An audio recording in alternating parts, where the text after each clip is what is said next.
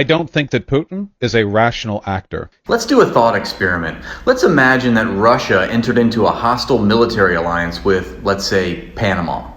And for decades, it began enlisting other countries in Latin America to join its alliance, working its way all the way up to Mexico. And in spite of the United States calling for diplomatic negotiations with Russia for years, in spite of the United States publicly stating its security concerns and that its territorial sovereignty was threatened by the encroachment of this military alliance, in spite of the U.S. stating that Mexico was a red line and would not be tolerated if it were to join a hostile military alliance with Russia. In spite of all of this, Russia categorically rejects every call for negotiation and instead increases its influence in the region. Over the decade, it begins training 100,000 Mexican troops, which essentially bakes the Mexican military into the Russian military chain of command. It starts conducting military intelligence operations within the region. Russia gives billions of dollars in military aid to Mexico every year, and in 2014, the KGB actually coups the government,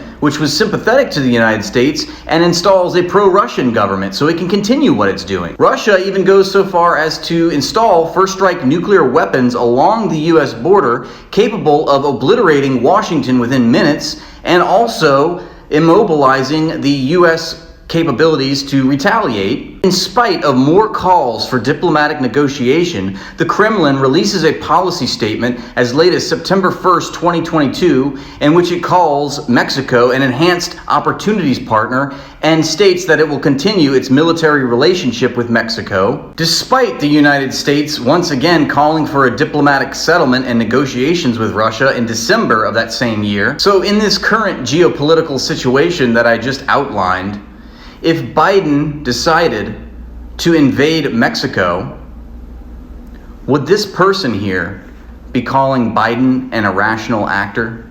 The analogy that I just gave and all the examples that I listed are completely accurate to the present situation, only the roles are reversed. It is America doing these things to Russia. Putin is a criminal, and his invasion is illegal and a war crime, but to say or to paint Putin as a psychopath and an irrational actor is entirely misguided and negligent to geopolitics, to the understanding of power dynamics in world affairs, and it shows an ignorance to history, to the context, and this is typical of American liberals living in the imperial core.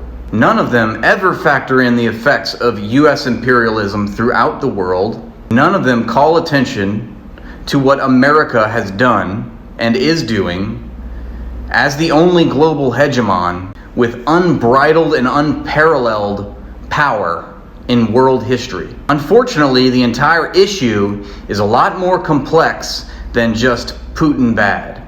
Hey there, this page has been permanently demonetized by YouTube, so if you would like to help me continue making content, support me on Patreon for just a few bucks a month. At the very least, please follow my backup page on YouTube. The link is in the description. Thank you.